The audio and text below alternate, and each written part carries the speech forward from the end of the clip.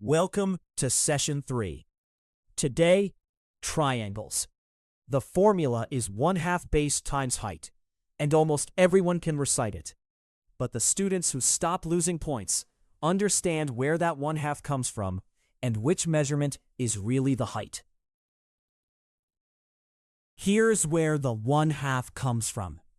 Take any triangle, duplicate it, rotate the copy 180 degrees, and slide the two together. They fit perfectly into a parallelogram, same base, same height. The two triangles are identical, so each is exactly half of it. The parallelogram's area is base times height, so the triangle's is half of that. The 1/2 isn't a trick, it's what a triangle is. Let's use it. Base 10 centimeters, height 6. Area is 1/2 times 10 times 6. 10 times 6 is 60, and half of 60 is 30 square centimeters. You can also multiply in a smarter order. Have the even number first. For base 18 and height 7, half of 18 is 9, and 9 times 7 is 63. Fewer keystrokes, and you can't forget the half. Now the measurement that matters most.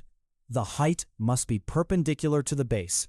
It meets the base at 90 degrees. Look, base 10, perpendicular height 6, and a slanted side of 8. The correct area uses 10 and 6, giving 30. Grab the slanted 8 instead, and you get 40.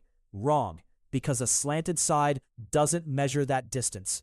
A side is only a height when it meets the base at a right angle. Here's a surprise. A triangle has no permanent bottom. Any side can be the base, but each base must be paired with the height measured to that base. Say a base of 12 pairs with a height of 5, giving 30. Now choose a different side, of length 10 as the base. The area hasn't changed, so 30 equals 1/2 times 10 times its height. That height is 6. Never pair a base with a height drawn to a different side. Right triangles are a gift. Cut any rectangle along its diagonal, and you get two identical right triangles. A 9x4 rectangle has area 36, so each half is 18. And in a right triangle, the two legs are already perpendicular, so one is the base and the other is the height. A quick, real one. A triangular sail has a base of 4 meters and a height of 9.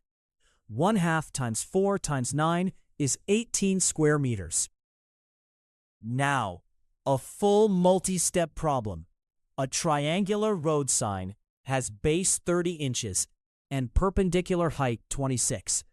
It needs 2 coats, and one can covers 325 square inches. One coat, 1/2 times 30 times 26, is 390 square inches. 2 coats, 780. Divide by the coverage, 2.4.